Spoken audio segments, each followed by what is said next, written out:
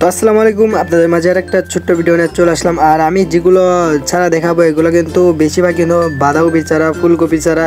এখানে কিন্তু যে চারা সামনে দেখতে পাচ্ছেন এটা কিন্তু আমাদের ফুলকপির চারা।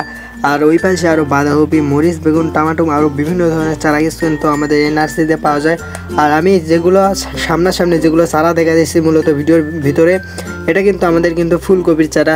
সো এখানে কিন্তু আমাদের অনেক কিন্তু নার্সারি আছে, আর এখানে কিন্তু চারাও কিন্তু অনেক আছে। সো আপনাদের যাদের লাগবে তারা কিন্তু আমার কমেন্ট বক্সে নাম্বার আছে, ওই নাম্বার নিয়ে আমার সাথে যোগাযোগ করতে পারেন।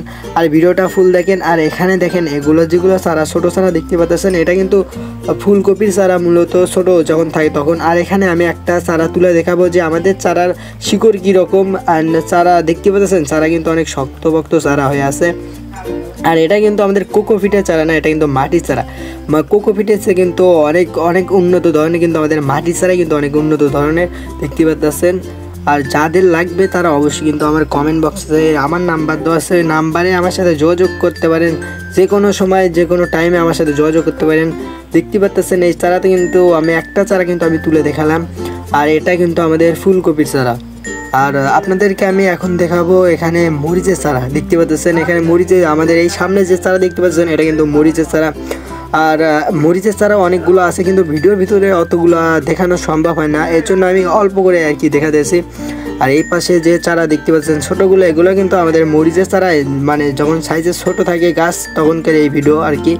আর আপনারা এই ভিডিওটা ফুল পর্যন্ত দেখবেন। আর আমি সবগুলো নার্সারি ভিডিও তো একটা ভিডিওর মধ্যে দেখানো সম্ভব না, এই জন্য অল্প কিছু ভিডিও আর কি আপনাদেরকে আমি দেখা দিয়েছি। আর এখানে কিন্তু আছে চারিপাশে অনেকগুলো কিন্তু নার্সারি আছে।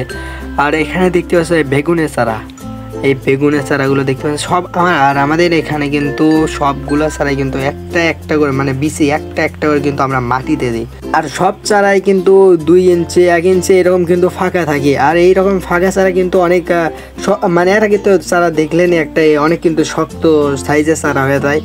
দেখতে পাচ্ছেন এটা কিন্তু একটু ছোট। আর এটা কিন্তু যে চারা দেখতে পাচ্ছেন এটা কিন্তু আর 3 দিন 4 দিন যাবত কিন্তু তারপরে কিন্তু এই চারাটা তোলার উপযুক্ত হবে আর কি।